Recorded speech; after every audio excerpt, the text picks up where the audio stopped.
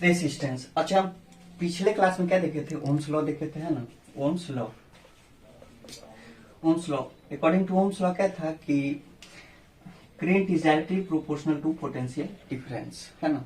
तो उसके बाद क्या था? V equal to I R. ये आर क्या है? प्रोपोर्शनलिटी कांस्टेंट आता है ना, जिसको हम लोग क्या कहते थे? रेसिस्टेंस। रेसिस्टेंस, है ना? इसी को देखना है कि रेसिस्टेंस क्या होता है। रेसिस्टेंस क्या है? रेसिस्टेंस है ohmic constant which depend on the nature of material। जो मटेरियल के नेचर पे डिपेंड करता है कि मटेरियल कौन सा मेटल का बना हुआ है। वायर हमारा कौन सा मेटल का बना हुआ है? वायर हमारा कॉपर है, या वायर हमारा एल्युमिनियम है, या वायर हमारा सिल्वर है? देखते हैं ना कि silver is the best conductor of electricity. उसके बाद क्या है? कॉपर है, एल्युमिनियम है, आयरन है ना? तो देखते हैं रेसिस्टेंस। तो पॉइंट वाइज आप इसको नोट करते जाइए, है ना? पहला क्या है? Resistance is a ohmic constant। Ohmic constant which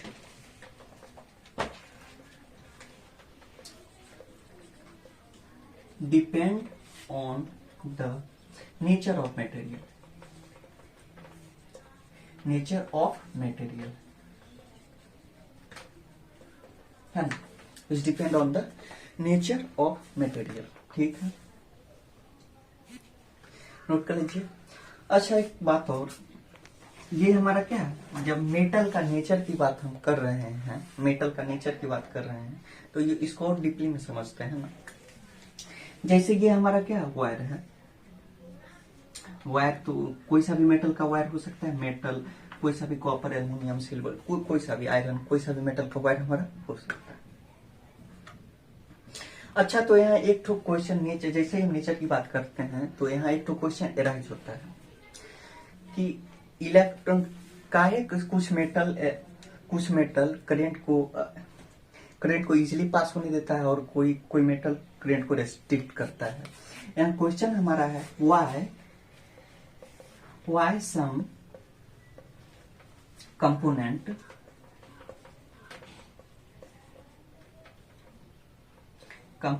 offer easy path of electric current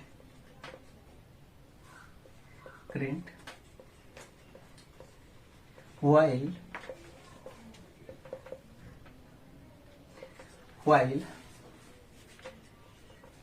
other restrict current। यहाँ एक तो हमारा क्वेश्चन अपने आप ही राइज हो जाता है जैसे हम नेचर का बात करते हैं। क्वेश्चन क्या रहे? Why some component offer easy path of electric current while other restrict current. कुछ कोई एलिमेंट या कोई भी वायर आसानी से करंट को फ्लो होने देता है, और कोई वायर रेस्ट्रिक्ट करता है।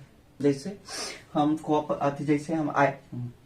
क्रोमियम, हमारा एक वायर क्रोमियम का वायर है, और एक ठो कॉपर का वायर है। तो किस में आसानी से करंट फ्लो होगा? कॉपर में, क्रोमियम में नहीं होगा, है ना? अच्छा, एल्युमिनियम है, कॉपर है, ज्यादा इजीली, ज्यादा करंट ज्यादा ठीक से किस में फ्लो होता होगा? कॉपर में या एल्युमिनियम में? कॉपर में। एल्युमिनियम में थोड़ा रेस्ट्रिक्ट होगा, है ना? ये क्वेश्चन आया है, तो काहे ऐसा काहे होता है? जबकि सब मेटल, टोटल जितना भी मेटल है सब एटम से बना हुआ है, सब में इलेक्ट्रॉन कंटेन है, सब इलेक्ट्रॉन कंटेन। इसका आंसर क्या हो सकता है? तो देखते हैं आंसर, है ना?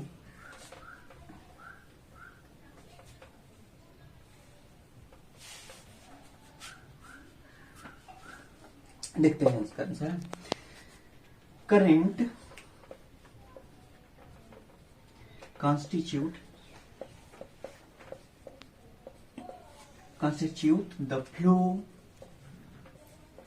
of charge particle, है ना?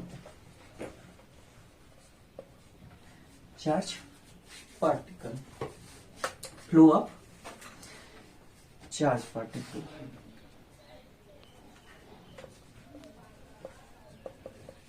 कौन सा charge particle? Electron.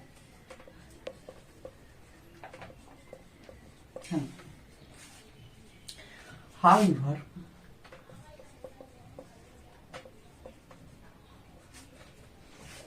electrons are not completely free to move across the wire.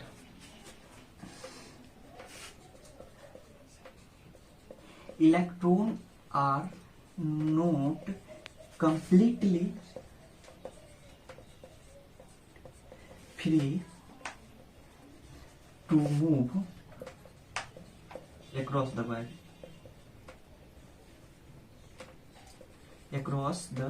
wire.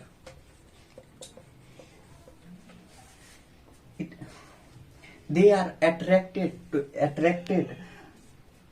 by nucleus. They are attracted towards nucleus.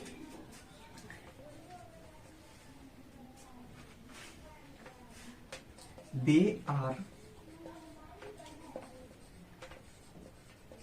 attracted towards nucleus of atom. This factor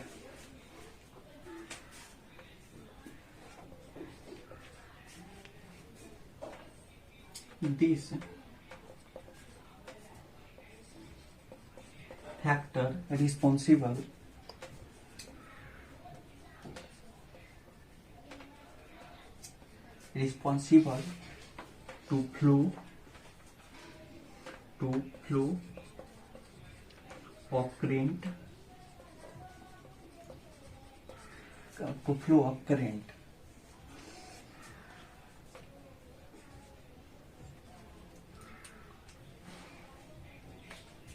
to flow the current easily through the conductor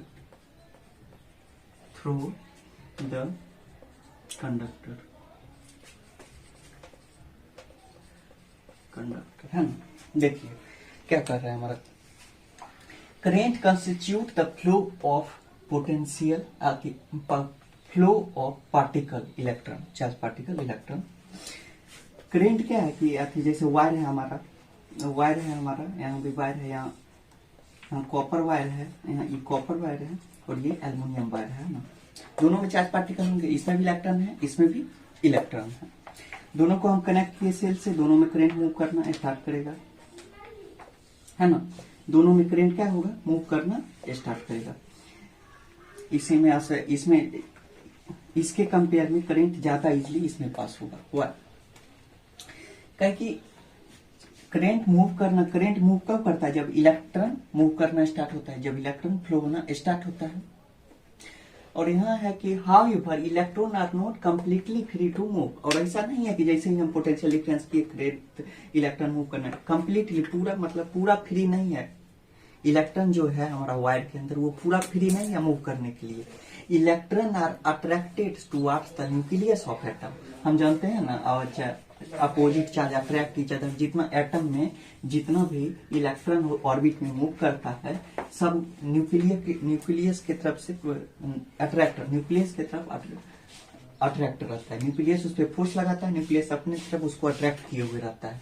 और ये यहाँ bond बने हुए रहते हैं ना, यहाँ का इलेक्ट्रोस्टैटिक बॉन्ड बना हुआ रहता है। लेकिन जैसे हम पोटेंशियल डिफरेंस क्रिएट करते हैं, हमारा ये बॉन्ड जो है हमारा ब्रेक होता है और आउटर मोस्ट में जो इलेक्ट्रॉन होते हैं वो फ्री टू मूव, वो मूव होने लगते हैं, है ना। तो काहे दिस इज द फैक्टर, यहीं से आता है फैक्टर कि कौन सा एटम का स्ट्रक्चर कहता है। This is the internal structure. ये जो हमारा है कोई भी एलिमेंट ऑफर करता है आसानी से इलेक्ट्रॉन पास करने के लिए, और कोई एलिमेंट करंट को रेस्ट्रिक्ट करता है। काहे करता है, it's depend on the structure of atom. Metallic wire के एटम के स्ट्रक्चर पे डिपेंड करता है वो कौन सा है, हमारा कॉपर वायर है या एल्युमिनियम वायर है ना। कॉपर वायर है या एल्युमिनियम वायर है या सोडियम वायर है ना, वो एटम का इंटरनल स्ट्रक्चर है। तो इसको नोट कर लीजिए। आई होप कि आप समझ गए होंगे।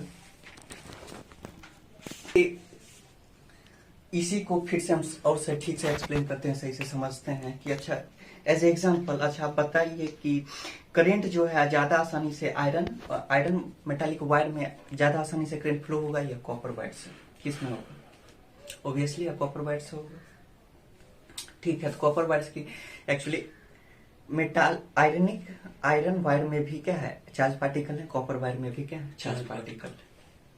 लेकिन आयरन वायर जो है करंट को रेस्ट्रिक्ट कर रहा है, लेकिन उसके कंपेयर में कॉपर रेस्ट्रिक्ट उतना ज्यादा रेस्ट्रिक्ट नहीं करता, ये आसानी इजीली पास होने देता है करंट को। क्या है, it's depend on the internal structure of metal के, ये जो फैक्टर है हमारा मेटल के इंटरनल स्ट्रक्चर पे डिपेंड करता है ना, उनकी कितना ऑर्बिट है, कितना सेल है, आउटर मोस्ट में कितना नंबर ऑफ इलेक्ट्रॉन है, उस फैक्टर पे डिपेंड करता है। और उस फैक्टर को क्या कहते हैं, नेचर ऑफ द मटेरियल, यानी फाइनली मटेरियल के नेचर पे डिपेंड करता है ना। तो यही हमारा फैक्टर है, इसको नोट करना।